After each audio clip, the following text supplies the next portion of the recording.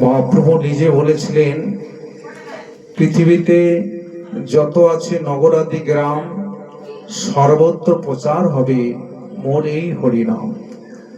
যে হরিনাম গোলকে গোপনে ছিল, কলির জীবের জন্য সে মর্তধামে নিয়ে আসলো।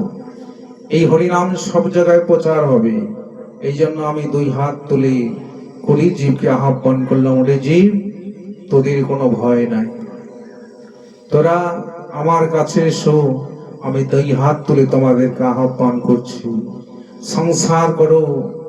সংসারের সর্বস্বটাকে গ্রহণ করে সংসার, নিত্য সংসার, কৃষ্ণের সংসার করো।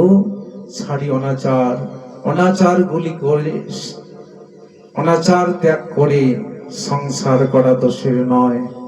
যদি অনাচার গুলিকে ত্যাগ করে সংসার করো, সেটা হবে কৃষ্ণের সংসার। সেই সংসার হবে সুখের সংসার।